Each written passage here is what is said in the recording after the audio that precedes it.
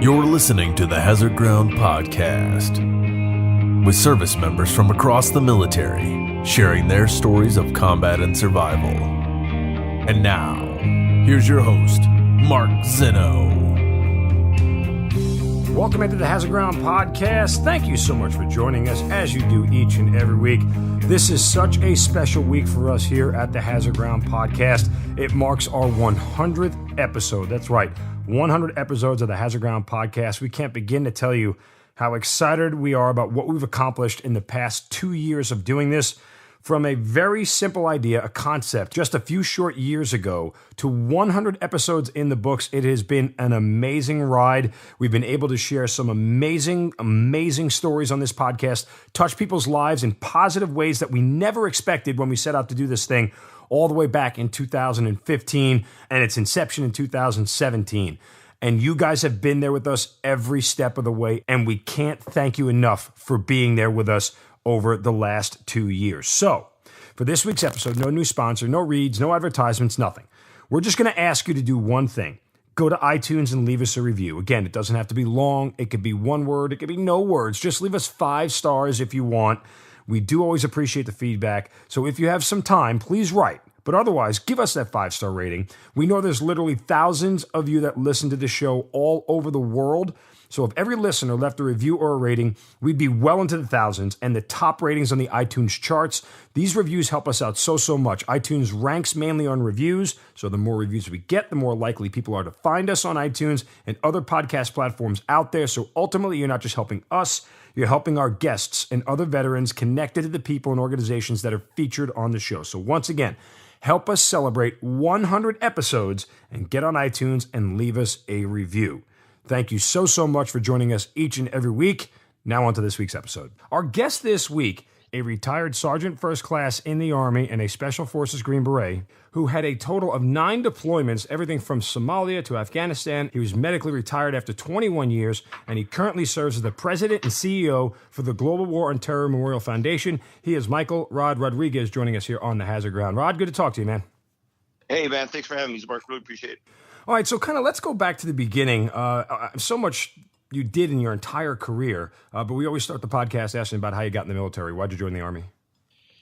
I always tell people the same story. My first heroes, the people I looked up to growing up.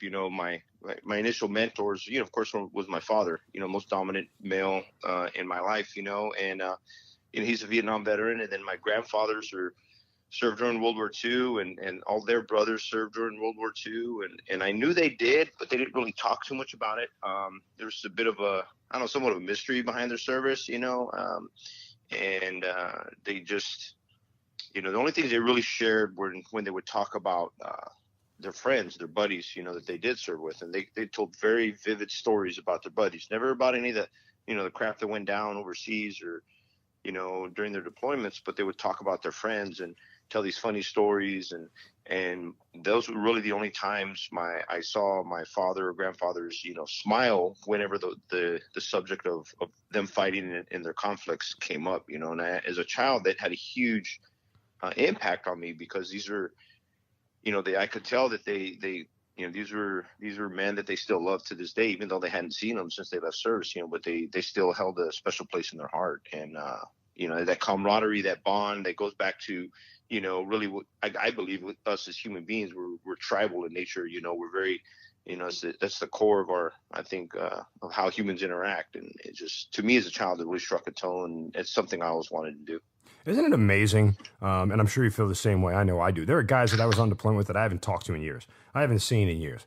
But if I ever cross paths with him, it's just like we never stop talking to each other. And furthermore, the funny, when you see somebody you haven't met for a long time, you exchange all the pleasantries and everything else. That's not really the first interaction we have with guys we serve with, It's just you start smiling at each other and laughing, and something pops in your head. You get this memory, and you're like, remember when we did this, man? And you just relive that whole part of your life again. It's a great experience. It's so cathartic. Oh, it truly is, and that's you're 100% right. Like what you started with saying was you pick right up where you left off. There are guys that I won't see for 3, 4, 5 years, but then, when I see them again, it's not like, why haven't you called me? No, it's none of that crap. It's just like, hey brother, how you doing? Yeah. Good to see you. And then immediately into the, usually the embarrassing stories about each other. That's really it's usually one of the first directions you'll go to with one of your the buddies you served with. You tell funny stories about someone screwing up or whatever, like, and I'll tell a story here that anytime I run into someone that served with me in Somalia, they always bring up the same story. So I'll share those story here. So when I deployed to Somalia, I was brand new, 18-year-old private, didn't know nothing. I mean, like E1. And we flew Tower Air to get over there. And, when you get in commercial flights, if you remember, you got to take your bolt and take it out of your weapon and put it in your pocket. We landed in Mogadishu on the FLS they had out there. They built right on the beach and stuff, right there by the coast. And they're like, hey, your vehicle's already staged. We were heading inland. Everything was just as soon as we were on the ground like maybe 30 minutes. So they're like, hey, jam your mags, give you your basic clothes. We're jamming our mags. And then we go out the wire and they're like, all right, hey, lock and load. So I go to lock and load. I'm like, oh crap, my bolt. It's in my pocket. I haven't put it in yet, like a dumbass. And I go to look for my bolt and I can't find it. I cannot find my bolt. and there's this huge sweat pouring over you right now. Yeah. So I'm like, 30 seconds into the streets of Mogadishu, and I'm like, oh my gosh, I just got this pipe. That's all I got, this piece of steel that's completely useless, and I'm like, oh my gosh, what the hell am I going to do? So like any private, I'm like, I'm not going to say nothing. So I didn't say nothing. I didn't say a damn thing. So until we got to our fire base that night, and then I go to my platoon sergeant and Sergeant Baez, and I was like, hey, I can't find my bolt. I mean, oh my gosh, you can imagine where I went from there. So usually when I run into someone in Somalia, and then I became famous for, being the new guy. I'd been in the unit a very short time that lost his bolt, so. Yeah, the FNG syndrome. There it is. So, yeah, pretty much. You come from a strong line of military members in your family. Did they encourage you to join, or did they try to talk you out of it? I mean, you got in the early 90s, so it's not like we're in. I think the Gulf War just ended, right? Right. So my senior in high school was during the Gulf War, and I was 16, so it wasn't even a factor for me to join.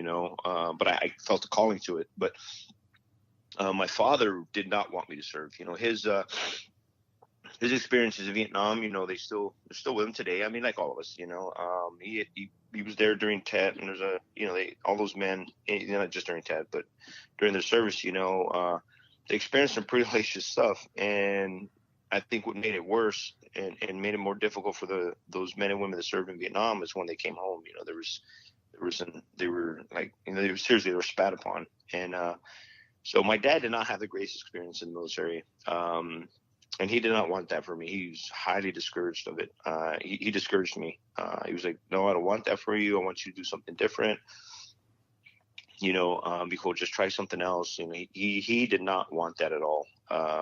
My grandfathers, by the time I joined, I had lost one of my grandfathers, and he told me he said, if that's what you want to do, go ahead and do it. My grandfather was pretty much the same. They were just like, if that's something you wanted to do, be sure that's what you want to do. And that was it. That's where the conversation ended. I'm like, okay. But my father actually did not want me to serve. He was like, don't do it. And it wasn't so much of like, well, if you tell me not to do it, that makes me want to do a more thing. Not at all. Definitely not. It was more of I respected him, but I as I was maturing into manhood, I was like, this is something I want to do. And I felt a calling. I really did. I felt a calling to serve my country in that capacity, even if it was, 4 years, 5 years, 6 years, or, however many years, I just felt that it was my duty as a citizen to serve my country in that capacity. All right, so, you finished with basic training and AIT and everything, and, like you said, you'd only been in the Army for a short time, and quickly you're on the ground in Somalia. Did you think at that time you were heading into combat? Did you really understand what was going on there? I mean, sometimes it's a little bit unassuming for an 18-year-old kid to grasp, the political and notion and things that are at play when they send you off to someplace remote. Yeah, I had no idea. Yeah, I did not really know. I didn't understand. I knew it was a bad place, and I knew we were going to help, which was cool. I thought it was great, is be able to help those that are, just help people, and but I didn't really understand it, unlike, even 18-year-olds today, Somalia is completely different than what's going on with the GWOT. So, I mean, kids know. I mean, guys and gals are, dying. There's a war. Whereas this was completely different, and it was brand new. There hadn't really been that large of humanitarian efforts, to my knowledge, when I was 18. That I knew of. This was called Operation Restore Hope, and so that was my thing. So I had no idea what the hell. And then, the first time we're getting shot at, I'm like, all right, but you can't.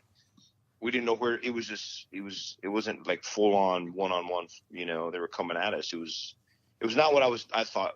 What they taught you in basic training back then, that was still during the Cold War, like, oh, Russia's, well, not really Cold War, but, Russia's the bad guy. And the tactics were still like that as far as warfare. It wasn't what they are now.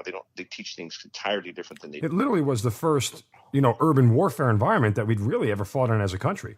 Because that's not, like you said, it's bad guys in one uniform on one side, good guys in another uniform on the other side. That wasn't the case when going through Somalia. I mean, everybody had a weapon. It didn't mean that they were a bad person. And they had no uniforms. They had no distinguish of who was a combatant and who was just a civilian. I mean, it was an entirely different warfare, I think, that we were unprepared for at the time. Oh yeah, it was just completely foreign, and it wasn't anything I had ever thought of, or been. I mean, obviously, I'm 18-year-old. 18-year-olds don't know a whole lot, but I didn't know. I mean, and even like the weapons, like the ROE we had, they're like, okay, they can have weapons. And I'm like, well, how do I, to me, I'm like, wait a minute, well, who's the bad guy? Well, who do I worry about? And even then it would like, so it was even more so than, I was, a lot of it was, I had, AKs and older French weaponry, but, they still, like, one guy I know got medevac because they crushed his face with a slingshot. Oh, God. we were up on it. Yeah, he was, those like old style David Goliath shots. I mean, he was standing right next to me, and then I hear this like if you were to throw a rock at the sound you think a rock at it, like you throw at a pumpkin as hard as you could, that like this like a thud sound, and then the guy starts screaming. I looked to him, and I'm like, holy crap, his face was caved in, and and then I saw a bunch more rocks coming at us, and they were whipping them at us, and I'm like, holy crap. Killing us with slingshots. Obviously the guy didn't die, but it was just different. When you see that happen and you're awakened to combat in and of itself, but a different form of combat, did you ever think at any point in time, like, whoa, maybe I made the wrong decision? No, never did. I maybe it's just me being naive or some, I did not. I never thought. I thought, I always thought I was in the right place at the right time. Every time anything happened, I felt like that's where I was supposed to be. That's where God placed me, and that's where I should be. And often my choices took me to that point. So I never thought I ever made any wrong decisions or wrong turns along my way. All right, so Somalia ends, and obviously everyone knows the the fallout from that and everything else. I don't know how much of the real infighting that you guys did there. If I do recall correctly, 10th Mountain was more of a support factor than anything else. A backup factor, so to speak. But when this all ends, there was a lot of consternation from the guys who fought in that battle that pulling out was the wrong thing, that it was the wrong decision. It looked like a loss when it really was a win. And despite the fact that we lost 19 guys, they wanted to go in there and finish the job. Where was your thoughts at the end of that whole thing? No, of course. I felt the same way. Yeah, and the position, like what I did in Somalia was a lot of the escorting the food, getting it inland to, away from the coastal areas where a lot of the aid was getting hijacked and taken over by the warlords and sold and distributed how they felt, how they saw fit. So that was a lot of what I did, but so we take it inland. So we got to see a lot of the people that you don't see, that a lot of the guys on that. But also there was a few raids that we did. I did a lot of QRF missions, a few raids, not a whole lot of the on the offensive that was reserved for some of the other units that came afterwards. And I had left Somalia just before that whole, before the entire Black Hawk Down incident. And to your question about, what it felt like, yeah, I felt awful. I remember watching it on TV. We're up at Drum and I saw it, and it was just like this burning, like an anger and pain at the same time, because you could see these, what was going on, particularly with the imagery of them being drugged through the streets. And it was just awful. It was just, that was, I don't think I ever felt, as a, I was like 19 at the time. I think that was the first time in my life that I ever felt a severe or really, really strong, I guess hatred is probably the best way to grasp it at that time. I never felt that level of hatred for anything in my life at that point, because I felt it was personal, and I learned that, and anybody that's ever served, those that wear the uniform, your brothers and sisters, and I don't care what branch they serve, this is my family, and I took that as personal. So it was, I felt the same way. We all felt the same way. So this is 93 and it ends, 9/11 isn't until 8 years later. Kind of give me the career path and, when you go to Special Forces. So, I saw that the SF guys when I was in Somalia, and they weren't all the same crap we were. They looked a lot more comfortable. They didn't have to work. You know what I mean? I'm like, damn, that looks nice. And there was one incident where I saw there was a team. They had a pet monkey, and I was like, that is the coolest freaking thing I've ever seen. This monkey was with them all the time. So I was like, damn, that's awesome. I was like, who are those guys? And those are Green Berets, those Special Forces guys. I'm like, oh, that's cool. And then in 94, when there was that thing going on in Haiti, when there was the military coup that occurred, and then we went in. It was Operation Restore Democracy. That was right after that. It was in 94. I was in E4 at the time. That was when 10th Mountain again was called in, and we got on the USS Eisenhower aircraft carrier in Norfolk, and then took a cruise down there. And that's when we were, right there off the coast of Haiti. There was a combat, a brigade, the 10th Mountain guys on an aircraft carrier getting ready to air assault in, and then there was the 82nd and Rangers and everybody else in the air, just getting ready to pounce on Haiti. And remove Seizures from power. Raúl Seizures, that was the dictator, had taken over 8 months right after their election, and that's when they said, okay, no, never mind, you guys can come in. So then that turned in, instead of an offensive, it came back into for the transition of power, where he agreed to leave, and then we could make sure that the democracy, from their elected official was secured. So then that was the second thing that I had done. And of course, when we got there, I saw the SF guys again, and the same thing, Haiti's hot, I don't know if you've ever been there, but it's hot. It's hot and wet. And they weren't, those guys didn't have to wear all the same crap we were wearing. They looked comfortable, and they were just different. They were always, whenever we get somewhere, they were already there. And that was kind of like, I want to try that, and that was the catalyst somewhat for me to throw my hat in the ring and try and go to selection. Did you meet any resistance from anybody when you said you wanted to do it? No, I did not. So this is what I did. So here, let me tell more my backstory. So when I joined, I was an air defense guy. I was not an infantryman. I have to tell people that when I say I was in Somalia, there's two things I got to tell people. I'm like, no, I wasn't there for Black Hawk Down, and I was an infantryman. And they're like, I was not an infantryman. I was an air defense guy. They're like, what the hell were you doing there? And I said, well, what the air defense did, is, and even today, what they'll do is, they don't need at this time, stingers, and that's what I was, a stinger guy. They would just be like, all right, 287 infantry, they need 4 guys. You're going to go over there with that platoon. So, you're just some slice element attached to them doing the exact same thing those guys are doing. So that's what I did for both of those missions. They're like, all right, you belong to this infantry company or this, and that's what I did. So then after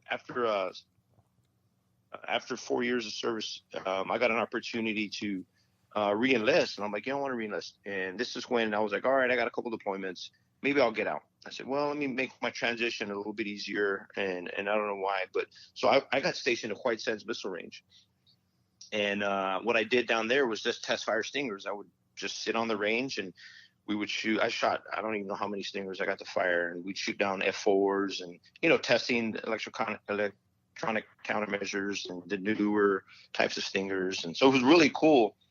But it was a TDA unit, meaning that I didn't even have TA-50. I didn't do nothing. I worked for civilians. I worked for rocket scientists, big 80-pound brain. High-paid civilians.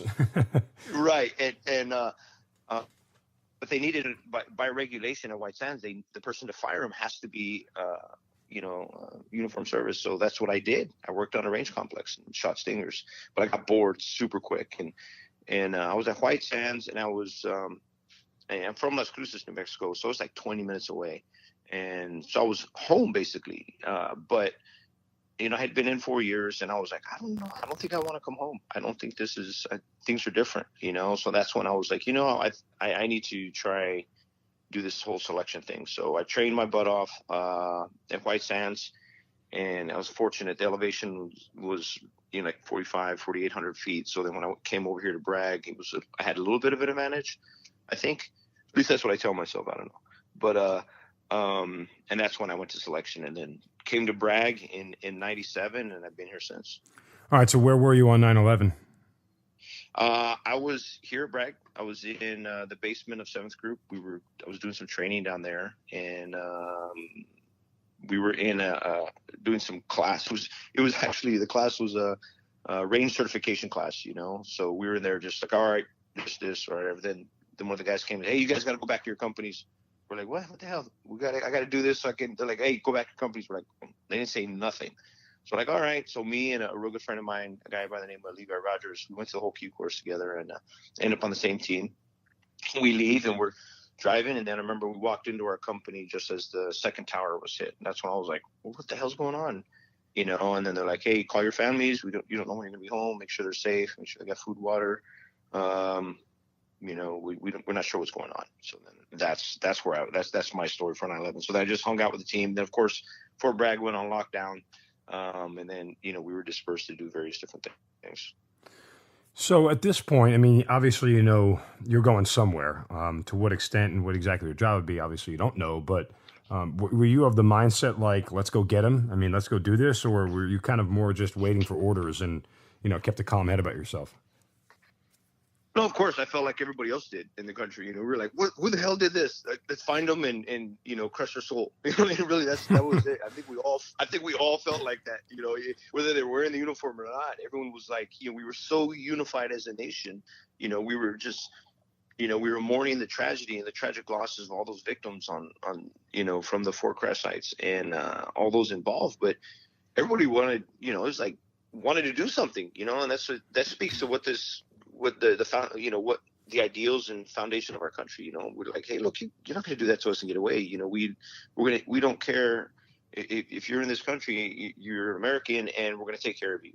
And so of course I felt like that, but I didn't get to Afghanistan for a couple of years until a few years after that, because within Special Forces, we have at any given time, any U.S. Special Forces guys are in between 85, 100, 110, depending on the statistic you read or time of year, and 85 to 110 countries every day. So we had pre-existing missions, so I had just come back from Colombia, and we were getting set to head back out again, and those missions you have to do that.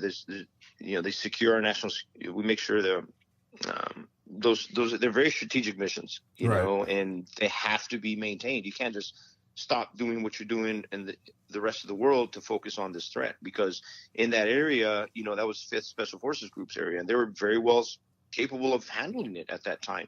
And they went in and freaking did a phenomenal job. But then it grew, and then they needed more. So then that's when the other groups, started rotating into that mix. And we all ended up deploying to Afghanistan or, Iraq. I never made it to Iraq, but I spent some time in Afghanistan a couple times. But that's what it was. That's why I wasn't in till like a couple of years later. And I remember, that's where, in my mind, that's where the fight was. And I think we all felt that way. So I couldn't wait to get over there. I was like, when are we going? Where are they going? And eventually everybody's been over there at this time.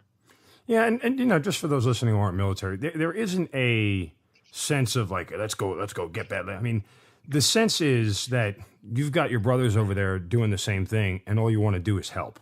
Now, in the word help, that encompasses probably, meeting up with some bad guys and doing some bad things to them. But, in the grand scheme of things, I think you chomp at the bit not to just get there so you can go be a wild man. You just, because that's where all your brothers are putting their blood, sweat, and tears in every single day, and you want to do your part.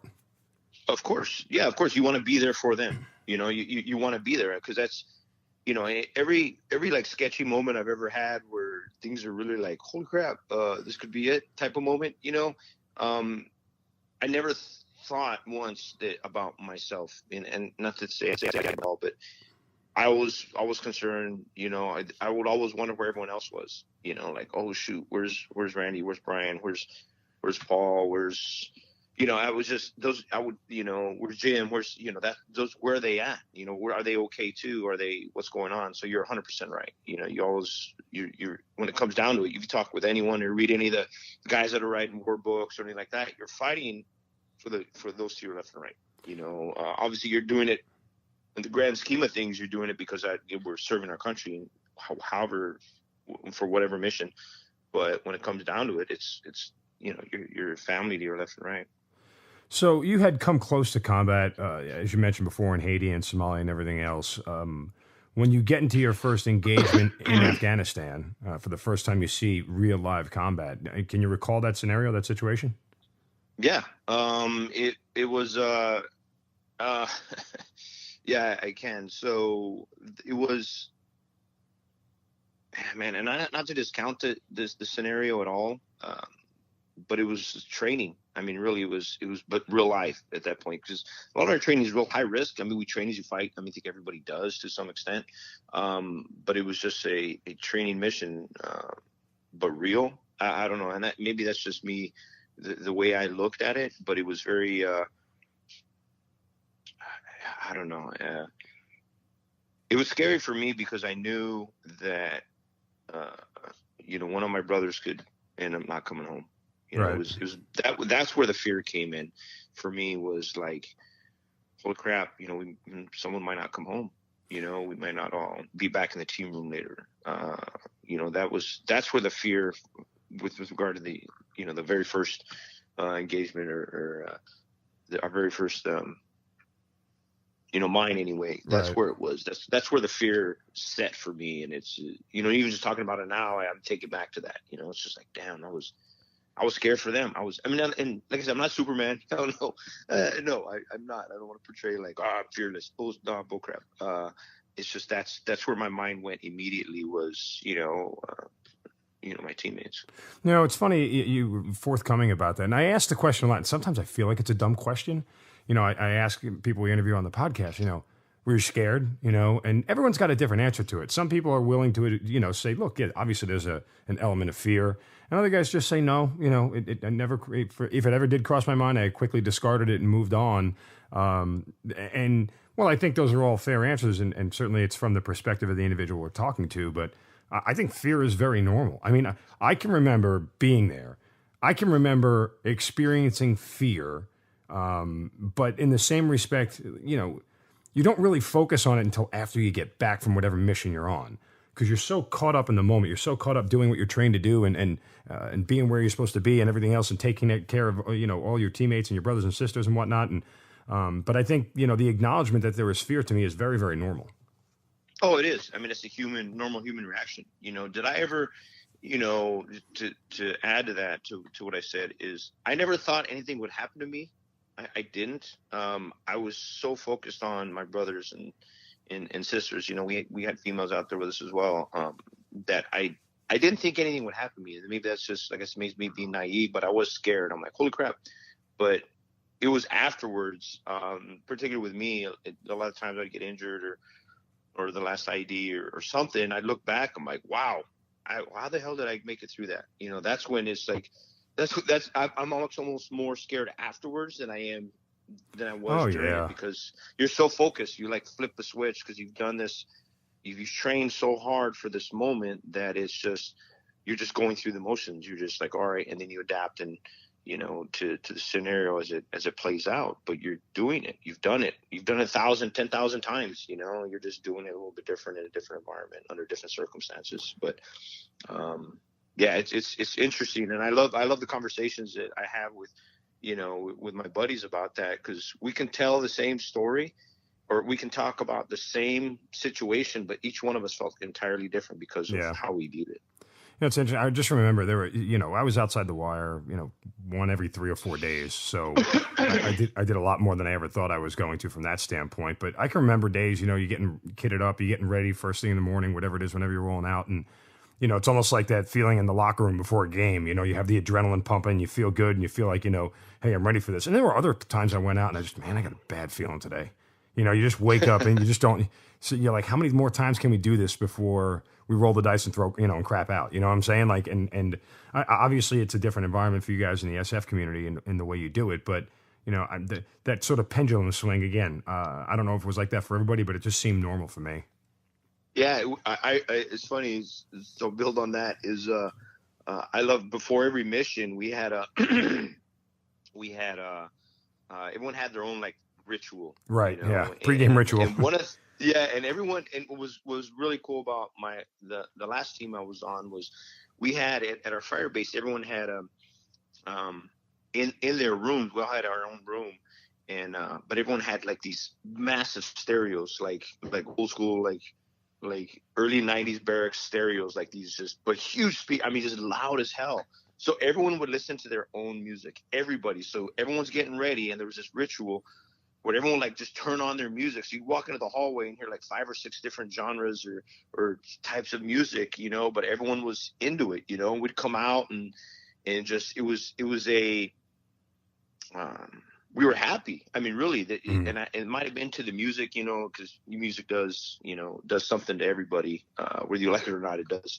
And it might've been the music, but that was one thing that was common. We'd all turn on music, and if there was a couple guys that wouldn't play their music, but they could hear everybody else's, so there was, booming through the hallways, and that's what we did, and we had our own area. Obviously we had slice elements attached to us, but no one ever came into our area. So it was we were checking nods, and we bounce back and forth. There was that pre-mission ritual that we did. Unless it was a time sensitive, then it was just like grab your stuff and go. But for a lot of the times we roll out in areas of darkness, it was that ritual. And I think back, I got a smile on my face right now just thinking about it. And every time I hear some of those songs, it takes me right back to. I was going to say, what was your go-to? Oh man, what's funny is I listen to a lot of like techno, believe it or not. Really? I would listen to, like, these weird. Oh yeah, I would listen to these weird, like either I have a very eclectic taste in music, I guess. So I would listen to something that would like get me going, and it was like either like some type of techno, or I'd go the other direction and play some rancheras or some mariachi music or something, or some cumbia or something with a beat, and it was usually the two, if I had to pick two, it was either some type of cumbia, which is like a Mexican dance music, or it'd be like some type of techno that would come out, That's hysterical. I can only imagine the rash of guff that you got from all your teammates. And there's Rodriguez again. Oh yeah. Oh no, yeah. It was funny. It was funny. Or I'd go old school and go to like some old like gangster rap. Those like one of those three. Those are probably the three. I throw on some Tupac or well played. Ghetto Boys or something like that. Was there one of your teammates who played music you couldn't stand, and every time you hear it, you're just like, oh God, I got to turn this off? No, I love all music. I loved it all, man. I listen to, like, in the evenings, and even still today, I listen to, depending on what I want to do, I listen to all types of music.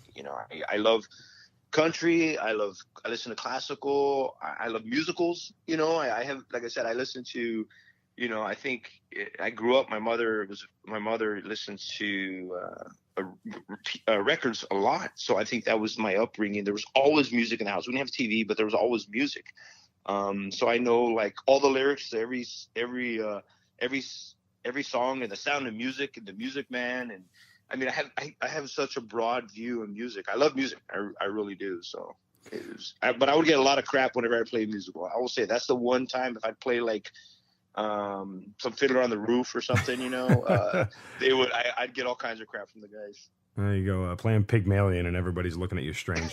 So, all right, let's kind of take a dramatic turn here to a little bit more of the serious stuff from your deployments. Do you remember, your first casualty, whether it was wounded or KIA, and the circumstances and things of that nature? Because that obviously is a defining point of any deployment. Yeah, it was a child. Oh, really? Yeah, it was in Somalia, as a matter of fact. Oh, okay, all right. Yeah. I was thinking more the first time. I was thinking Yeah. more of the war on terror because it was just a different level of combat. Yeah. And I meant your So, own guys more so than the enemy. yeah, I was fortunate. I never had during my deployments. I never had to firsthand. I was never there when we lost one of our guys. During our 06 deployment, we lost several guys from other teams, but I've been, I've never been there where we lost a U.S. soldier. Good I've for treated you. them. And made sure when they left my hands, they were still living, and by the grace of God, they were able to get back to, higher medical authority. But I never had to experience that, and it's, unlike my wife, who's served 21 years in the combat medics, completely different. Those are a lot of things that haunt her. But, as far as U.S. casualties, I've been blessed. I mean, I consider it a blessing. Every time I had to treat somebody or was experienced to that, they were the individual. I never say it was my treatments. I attribute their survival to their desire to live. I mean, it really is. So their strength is what kept them breathing, after they left and came home, in my opinion.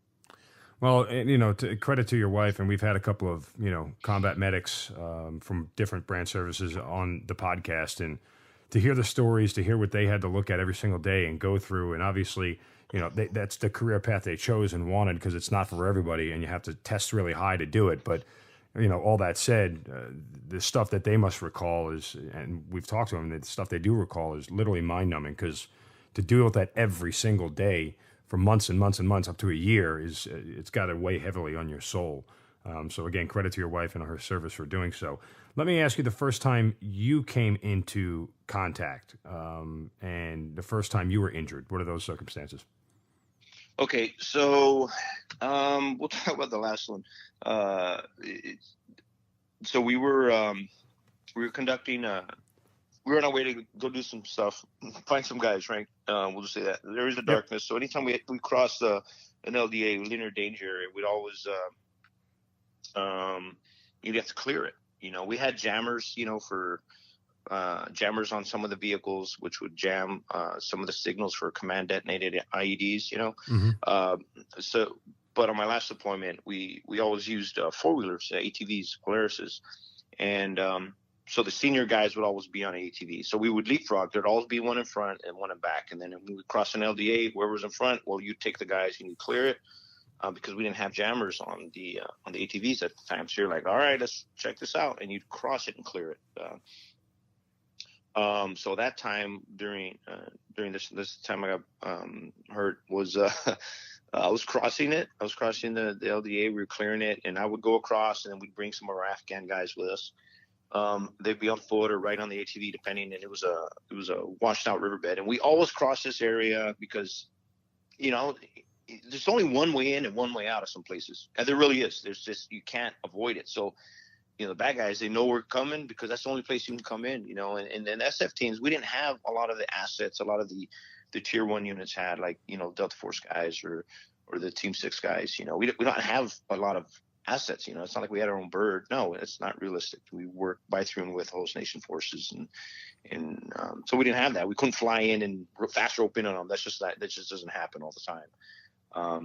So anyway, we were crossing this, and it was always like, God dang, we always get something. Always happens in this area. So it was like, things a little bit tighter. We're like, all right, cool, nothing happened. I crossed the LDA, so when I called back to the convoy, I'm like, hey, we're good, go and come on through. So then, what happened was the convoy would come through, and then whoever crossed the linear danger area would stay at that spot, and then the other four-wheeler would move on around and take point. We just rotated point. And that's what we did. And as we were crossing it, I went to pull away. The tail end of the convoy came up, and as it was coming forward, I pulled away, and I was on the ID where the ID was, but I was just one guy. And it was a commanded ID.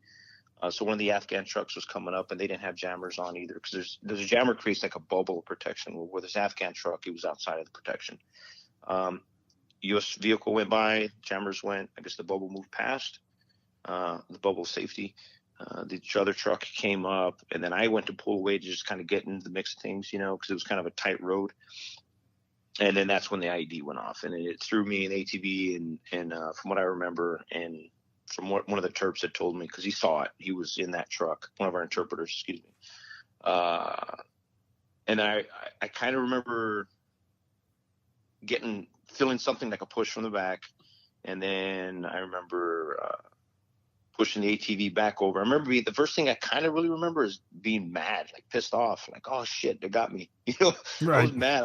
I don't remember fear. I don't. And this is not to say I don't fear. No, that's not real. I'm human. But I was pissed. And then I remember hearing over the radio that they spotted another one in the front. There was another ID. There was actually fins sticking out of the ground. They could see it. So the convoy was stopped, and we were just kind of waiting for, like, oh shoot, are we going to get ambushed? We're kind of like bunched in here. It was, but nothing else happened. That was it, And I remember after that incident, I remember being pissed, and it was just a few moments. I thought I had like some dirt or something in my eye, in my left eye, and I kept rubbing my eye, and I realized I couldn't see. I'm like, holy, what the hell happened? And I kept, like, I'm rubbing my eye right now to tell the story. I couldn't see out of my left eye. And I was just like, holy shit, what the hell? And then one of the guys came up to me and goes, hey, Rod, you all right? And I was still pissed off. And I was like, yeah, I'm effing fine, And they're like, oh, okay, man. All right, no big deal, So I got back on the ATV, and a testament to Polaris ATVs, nothing was wrong with it. I mean, there wasn't a damn thing wrong with it, the ATV. So I got back on it and went back in until we cleared that IED, and then we continued mission. But I remembered I couldn't, my head was like pounding. I had like if you can imagine your worst tequila hangover, that's kind of what I felt like. and I couldn't see out of my left eye, and I'm just like dizzy. I'm just like, oh, it was like every now and then I'd pull the ATV over to puke. I mean, I knew I was at 18 Delta, so I was a medic as well. So I knew, I was like, man, I'm jacked up. There's something wrong. But I was fine. I didn't have any like holes in me. I had all my pieces. I'm like, all right, I'm good. I'm good to go. I'll be fine. I knew if I'd have said anything, I should not have been there. I mean, I can be honest. Let me ask you, were you just being stubborn? Because you just said 2 seconds ago, I knew I was banged up, I knew I was hurt, and then you said I'm fine. Well, it's kind of hard to be both of those things. You're right. I'm fine in the respect that I'm still breathing. I got a pulse, and fluid's not coming out of me. Yes. That's the extent of me being okay. And that's where my own, that's you're right. Doesn't not make sense, but that's how at that time, sure, so yeah. I can kind of, for anyone listening, so they can understand where I was in my mindset. But no, I was jacked up. I mean, I should have said something, maybe. Because if it was anybody else on the team, I'd have called in a bird to get them out, because it was pretty significant trauma. I had a runny nose. I don't think I know. Anytime that happens, there's CSF, cerebrospinal fluid, could be leaking out, and my ears were. Thank goodness I had my pelters on, so my ears were okay. They were still ringing. It was just bad. But I was fine. I was like, I'm okay. Let's continue mission. So I just kind of sucked it up and continued. One of the longest days of my life was that day. I'll be honest, because I was freaking miserable. I was just miserable. Did you worry about, even though you knew that something was wrong, you wanted to stay in the fight, but did you worry about your capability and your ability to be able to stay in the fight effectively? I guess, would you being there have done more harm than good had something else happened after that? I did not. I did not think about any of the long-term consequences, and it turned into consequences. I did not think that far ahead. It was just in the immediate, like, I need to be here for the guys, for the family, and that was my short-term, view, I suppose. I never ever once thought about that. And looking back now, in essence, really, by me staying there, I was a liability. I was a complete liability, because someone had asked years later, when I ended up going to the doctors and they found everything that was going on with me, I was posed with a question. They're like, hey, look at it. I was pissed. I didn't want to, I wanted to stay in the fight, because I was getting med board at the time. But one of the doctors told me, He was like, look at it this way. Let's say you're a team sergeant. Would you want someone on your team dealing with the stuff you're dealing with and you not know about it? And I was like, hell no. They're like, well, why would they? You're a liability. And I was like, crap, I had never, ever did I consider that viewpoint at all. I never did. And, you can't see straight. You can't walk straight. You're not sleeping. You're always tired. There's just so many other things that are going on. You got tremors when you do, it's just, there was so much going on, but I never saw that. I just felt me being there was enough. But I think that's common with a lot of things, when people, they're like, no, I'm fine. They need to be there, even if they're not there 100%. It's common. So I never, looking back now, I can be honest with myself. That's how I get past it. But yeah, I was a liability. I should have said something.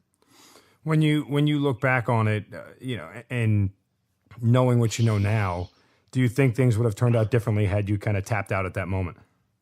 Yes, without doubt. Like, could they have, what was the extent of your injuries at that point? I know you said your eye was messed up. Yeah, so my vision came back months later, but it might have come back sooner because let's just talk about my vision real quick. And this is one of the things people can understand a little bit more. So after that one, after that IED, it was within about a 4-week period, I had 2 more significant brain injuries.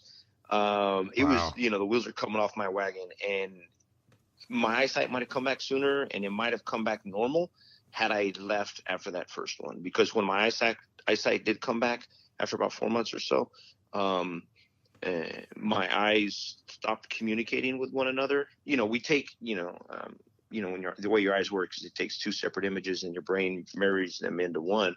Well, my eyes turned into like a married couple. They stopped communicating. So I have like perfect horizontal diplopia, which is double vision. So I see 2 of everything. And that's why I wear, if anybody sees me, my eyes are in 2 different colors. So I wear these prosthetic lenses over both of my eyes to help me correct that and some of the other secondary visual problems that I have with that are because of some of the neurological damage. So that I may not have had that, and the doctors later on, they told me, yeah, you could have been in a lot better shape. I've already started developing Parkinson's. I have tremors, like they're called attention tremors. Mm-hmm. So when I try and do fine motor skill things, I start to shake. I don't just stand and, have involuntary tremors just by doing nothing. But when I try and do fine motor skills, my handwriting is horrible. So that, I'm going to have headaches probably the rest of my life. I have balance problems, vestibular disorder, because of some of the damage that, all the brain injuries I had. I had to go to speech therapy. I still do.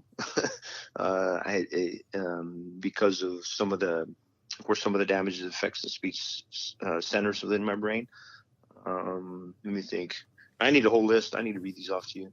Can I fax you a copy? Well, listen. Go ahead. When I left the hospital, I had about like 17, 18 different diagnoses when I left the hospital. But, it just is what it is, and those are my daily fights.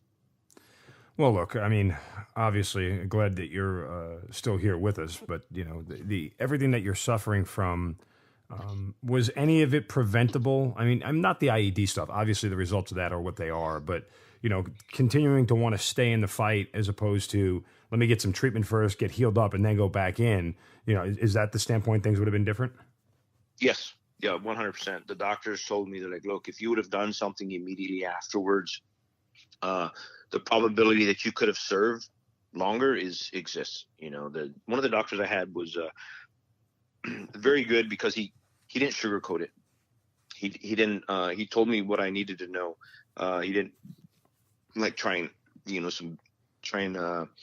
make me feel better about it. I just wanted the truth, and he told me, because I asked him. I said, well, did I make things worse? He goes, yes, you did. And when you hear that though, what was your reaction? Is it like, damn, like why was I so stupid, yeah, or was it like, hey man, I gave it my all, left it all out there, and these are the results of it?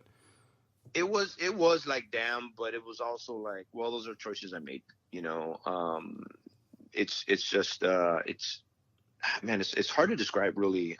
It's kind of both, I was like, damn it, cause everyone wants to have done better, hindsight's always 2020, but at the same time, I'm like, all right, well, I don't know what state I'd be in. I don't know where I'd be, I don't know what my life would be like had I not made those decisions. So it's kind of a bit of both. It's so when something I'm trying to figure out too. Sure. Right. When you're being told that you're being medically retired, obviously for your injuries, in that moment, was there, was that like the wake up, like I should have done something different, or is this all, coming from the doctors after the fact? It was, no, it for me, I was pissed. I was mad. I didn't want to get out. It was my initial, it's like, like taking a lollipop from a little baby, it's sugar. He loves it. He's got it. He's going to hold on. You take it to him. What's the initial reaction? Guys, things get pissed off. Well, that was me. I threw my little fit. I threw my little tantrum. I was upset. I was mad at the world, so that was my initial reaction. And then as I thought about it later on, and like I said, I had that doctor that gave it to me straight, I was like, all right, maybe I could have done things better, but I can't live in the past, but what can I do now? Right. What did your wife say? I mean, she was obviously a medical professional as you're going through all this stuff. Did she ever try to implore you to slow down, take a turn, do whatever, something else other than what you're doing? I was so, believe it or not, so no one really knew how bad things were.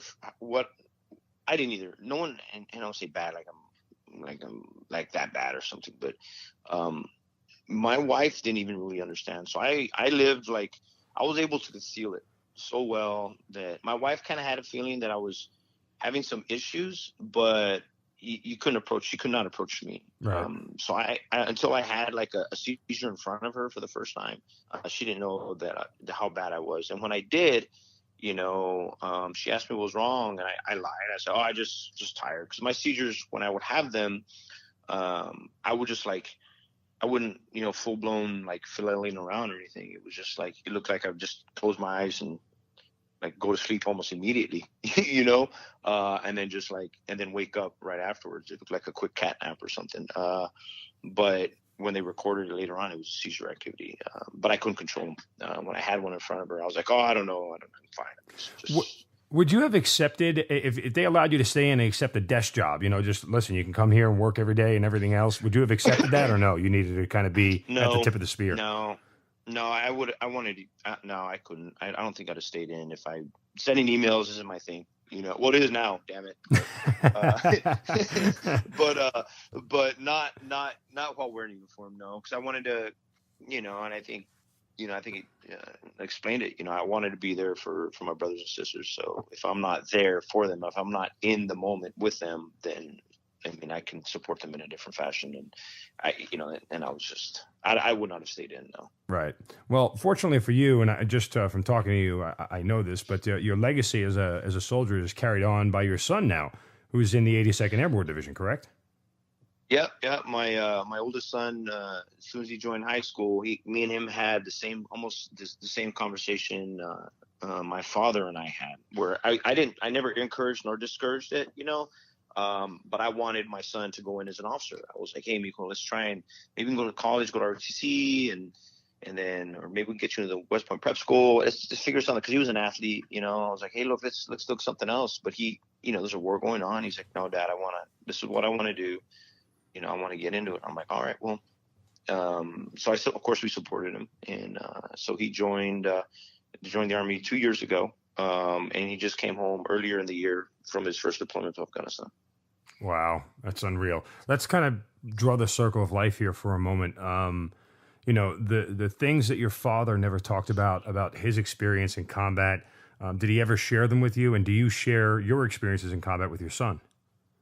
Yeah. So it changed. The relationship changed when I came home from my first deployment. And when I say relationship, it's with you and your father.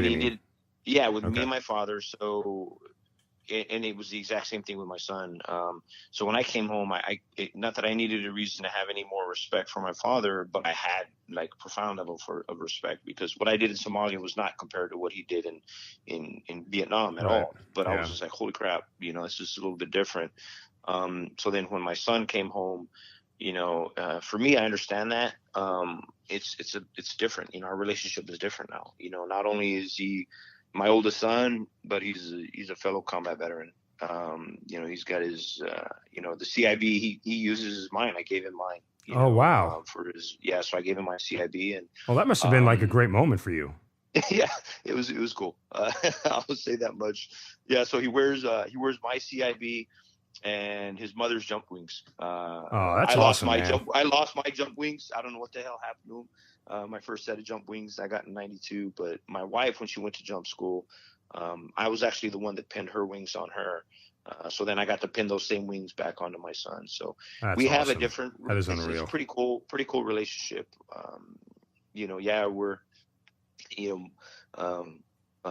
mother, father, son, but we're also 3 combat vets, with a pretty mean sense of humor too. So it's an interesting dynamic. That's amazing. I mean, anybody who's been in, who gets anything passed on to them from whether it's just your rank or whatever, I mean, you remember that kind of stuff. And I can only imagine when you do it with your family, how special that moment must be. And, what a great relief relief's not the right word, but what a great experience for your son from the standpoint of, obviously he wanted to do this because he saw his dad do it. And it's almost like a confirmation that you, even though I'm your father and you're my son, we're still the same, so to speak. We've plowed the same turf and done the same things. And so from that standpoint, we're almost peers, right? Yeah, no, it is. It's a relationship.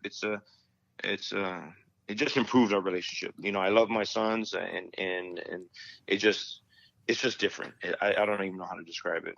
All right. Well, your wife also served 21 years. You served 21 years. Your son is currently in. You have all that in place. But currently you are the president and CEO for the Global War on Terror Memorial Foundation. How does that come about? And essentially, what is the foundation doing? Yeah. So I joined the board about 2.5 years ago.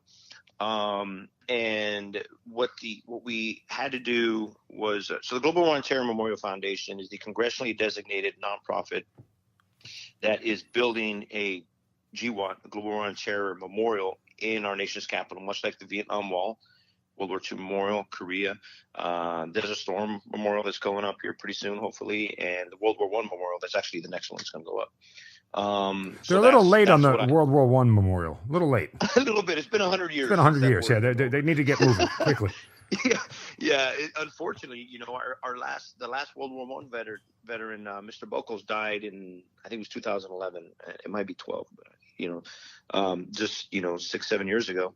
So wait, they want to make sure everybody from the combat is passed on? No. Oh, okay. No, definitely not. No, they didn't. I'm just saying that as a fact. Okay, gotcha. We don't even have the memorial yet. The war has been over for 100 years, but we don't even have any more. There's no more living veterans, which is sad, I think. So what we're doing. So we were faced. With an obstacle. So building a memorial in the nation's capital. There's obviously, anyone can understand. There's a lot of rules and regulations. Let's just call it that, bureaucracy, right? So it's a 24-step process. Well, in order to even do that, there's a federal act that states, the Preventable Works Act states, a war has to be over for a period of 10 years in order for a national war memorial to be built. Now, that law was written in 1986. Now, it may have been a good idea in 1986, but we're in a multi-generational conflict with no end in sight. And if we followed that, we would never. I won't be around to see the memorial being erected. I will not. Me and you will be long gone, brother. We had to change federal law. And anytime you say that, people are like, "Whoa, what?" It doesn't sound like something easy, right? Well, if you can imagine, last year we introduced a piece of legislation, House Resolution 873, that passed in 6 months. Wow. Through the House and Senate, unanimously, bipartisan support. President Trump signed the Global War on Terrorism War Memorial Act in August of 2017, exempting us from the Preventable Works Act. In 2017, we passed a bill in 6 months. So now we can do it. Because, the very first generation of, or the early war fighters at the very first start of the war, much like myself, and we're in our 40s, some guys are in their 50s, 60s, some of the senior leadership are in their 70s, So we needed to do this. So we did it. We passed the law. And now I took over a leadership role earlier this year. And that's what we're doing right now is doing the fundraising and coordinating to build the Global War on Terror Memorial in our nation's capital. Where they currently our timeline is we want to groundbreaking in 2022 and then dedication in 2024. Yeah. What's crazy about this whole thing is I'm sitting here thinking, if a soldier, Marine, airman, whatever has a combat engagement, and whatever comes out of it, they get awarded their Silver Star, their Bronze Star with Valor, whatever it may be, as soon as the conflict is over. This isn't like a waiting period for the Hall of Fame in sports, like where they have to be out of the game for 5 years. Like, this is one of these things where when something happens that's noteworthy in the military, we reward them and award them immediately as soon as possible. The idea that the concept that we would wait to build a memorial because technically, as you said, the conflict isn't over, but it seems so nonsensical.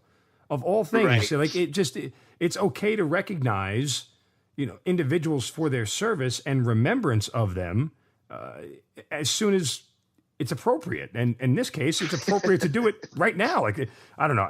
No, 100%. So let me tell you about the Preventable Works Act of 1986. The Preventable Works Act of 1986 is Congress's reaction to the building of the Vietnam Wall, which was 1982.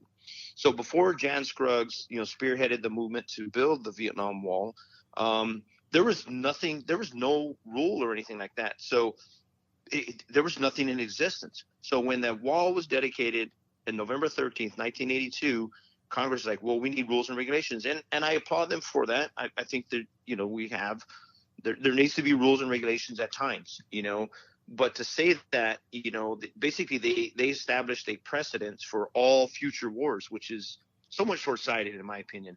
No, it is so short-sighted. right. It's like there's not a schedule when a war comes out. Like they just sort of happen for whatever series of events that goes on. So I don't know. To me, it's short-sighted doesn't quite cover it, but I get your point. Yeah, so that's what they came up with. And I think it's somewhat of a national tragedy. Let's just call it that. That we existed as a nation for 206 years before we had a National War Memorial. So if you think about it like that, it wasn't until 1982 we had a National War Memorial with the building of the Vietnam Wall, which is crazy to me. I mean, we have war memorials that exist. The largest and the most profound is Gettysburg. That's phenomenal. If anyone's ever been there, yeah, they understand. If you haven't been there, you need to go. Walk Pickett's charge, do that whole battlefield. Yeah, it's awe-inspiring stuff. We never had one in our nation's capital until 1982. We existed for 206 years before that happened, which is crazy. So a lot of war memorials are going up right now. So, like I said, Desert Storm just got land given to them. They were designated a spot on the mall, which is great. I'm happy for them. World War I is going up in Pershing Park. But a lot of the governance and controls, there's various different commissions that exist. So, the general sentiment is like, well, there's only so much space in Washington Memorial, in Washington, D.C. on the mall. We don't want to be known as a nation of war memorials. And, my counter to that is, well, first of all, we wouldn't have a nation. We wouldn't have. What a baffling response. If we didn't fight in wars. We only are a country because we fought a war. Exactly. But with all these war memorials springing up all of a sudden, well, we're kind of behind. I mean, and the perfect example is the fact that we don't have a World War I memorial yet. It's going to happen very shortly, but it's, so people have to sometimes be, educated on what it is, and I have no problems being that individual to do that. Well, look, that's amazing. Again, the logic behind all of it seems incredibly silly, but I just one more question on this. You talk about the Vietnam Memorial and that's the fact that it was the first one that went up.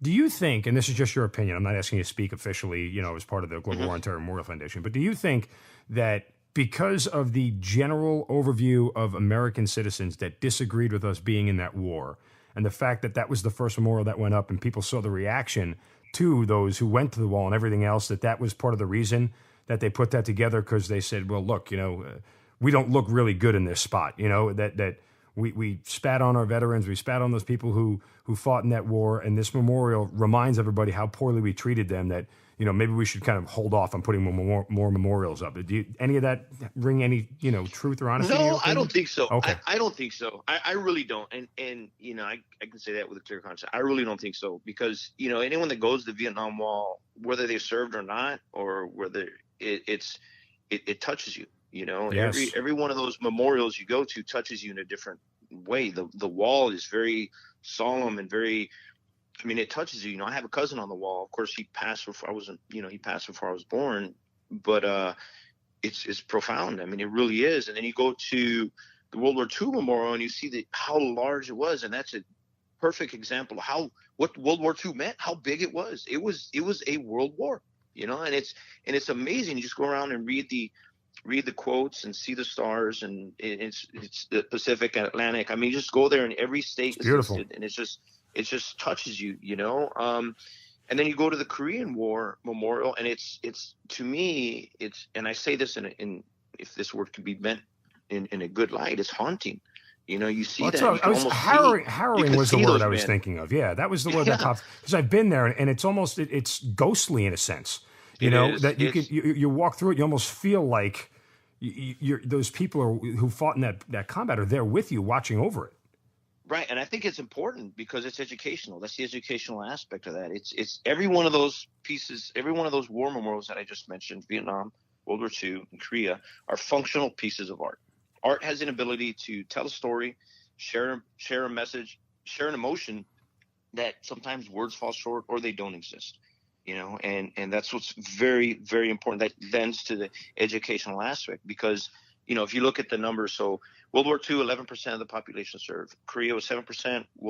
Vietnam was 4%. Right now, less than 1% of our nation wears uniform at any given time. So it's a very small percentage. So we have to, with these war memorials, educate everybody about that 1%. We have to show the American people who this 1% is and what they went through, and as an educational aspect, not as to separate them, because that 1%, I look at it and I'm proud. I'm super happy that it only takes 1% to defend the 99%. Being a family of that 1%, I can say that, I think, pretty confidently with all the credibility I need, I think. But that 99% some has that disconnect. There's this general term that's tossed around about civilian military divide. Yeah. It's bullcrap. It does not exist today. My father and his generation, when they came home from Vietnam, that was a civilian military divide. What we have today is a misunderstanding. And what I hope to capture with the building of this GWOT Memorial is to kind of, fix that misunderstanding. And we're going to do that through 4 areas. So we're going to honor the service and sacrifice of all those that, all those servant leaders, that selfless service, that everyone that enlisted and raised their hand and said the same words I did, that served. But we're also a lot of them never got a chance to take the uniform off. We're also going to honor the service and sacrifices of the families that served, because, while my family deployed a whole bunch of times, between myself, my wife, and my son, the hardest deployments for me were not the deployments I went on. The hardest deployments for me were watching my wife deploy and watching my son deploy. So the family has a unique, they serve in a unique capacity, particularly the children. The children do it with a smile. They never had a choice. They don't get to tell their parents, yes, we'll join the army, or no, we won't.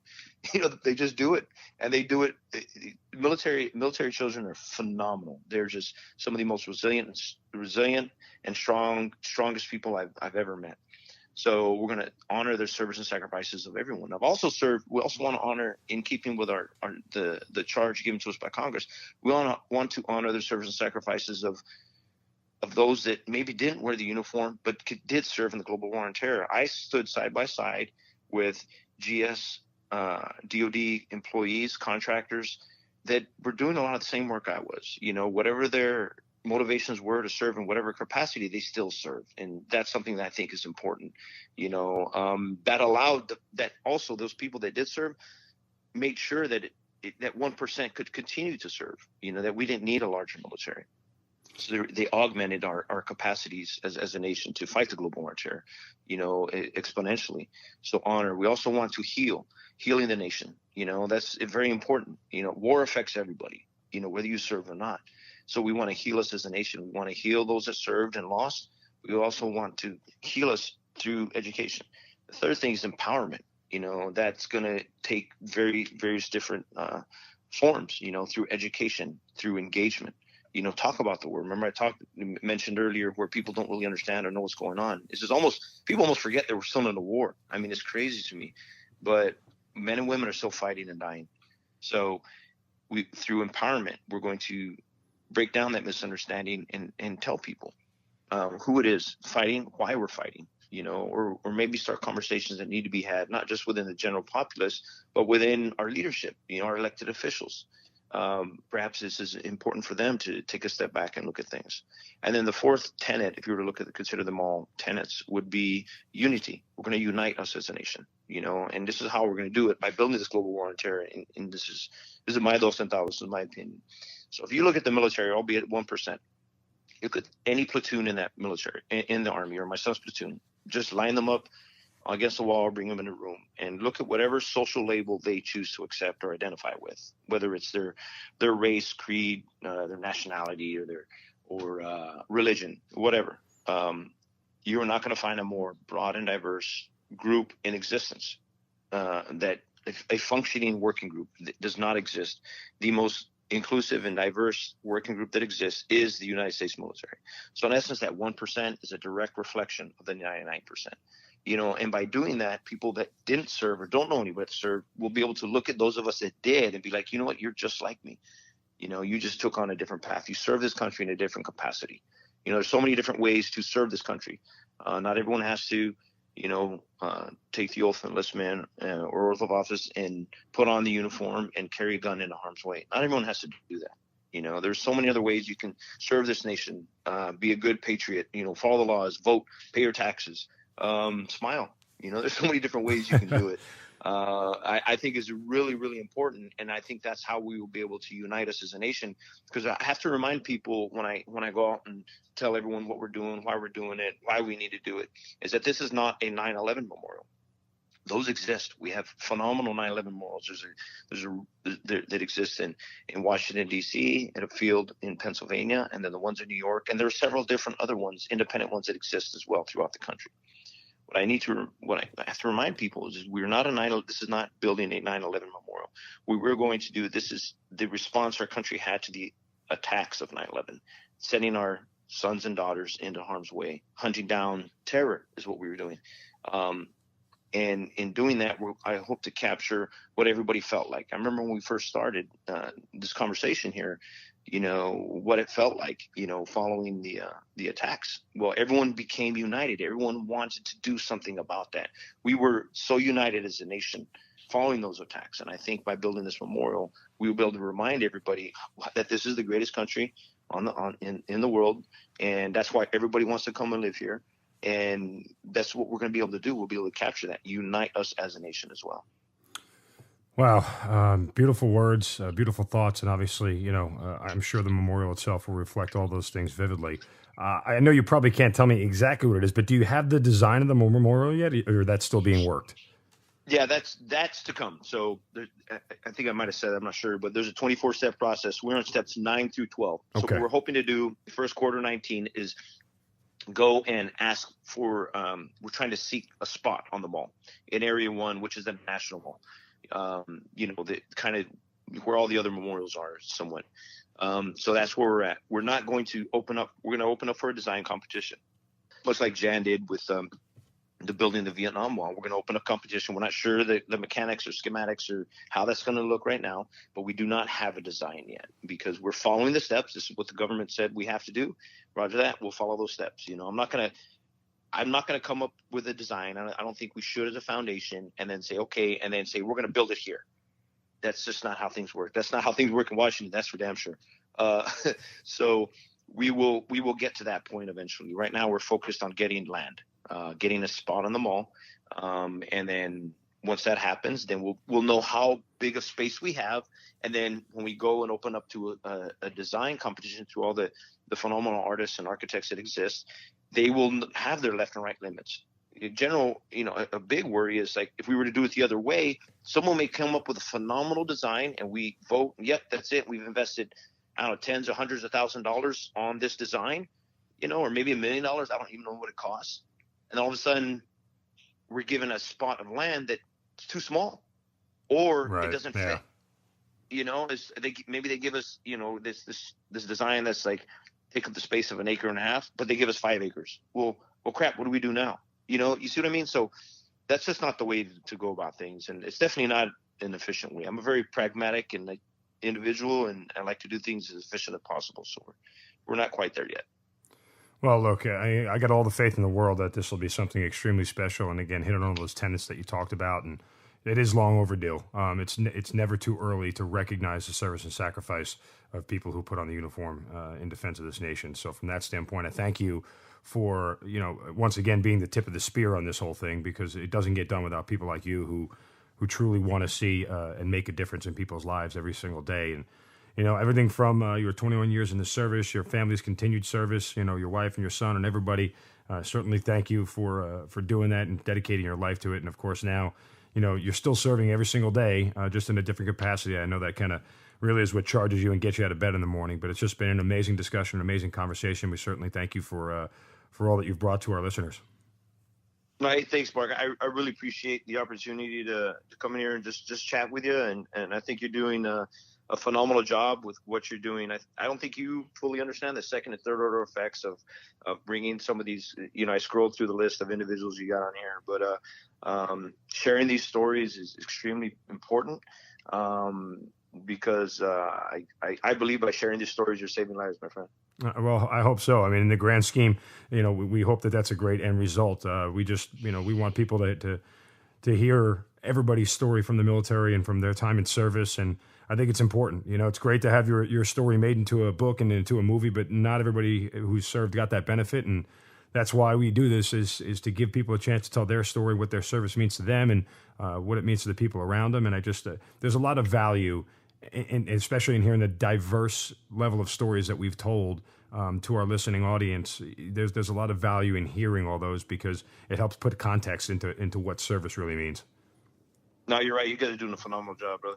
All right. Well, we'll certainly, again, appreciate your time and keep fighting the good fight. And I know we'll all be patiently waiting the erection of the Global War on Terror Memorial when it happens in a couple of years. But can't thank you enough, Michael Rodriguez. Thank you for being part of the Hazard Ground.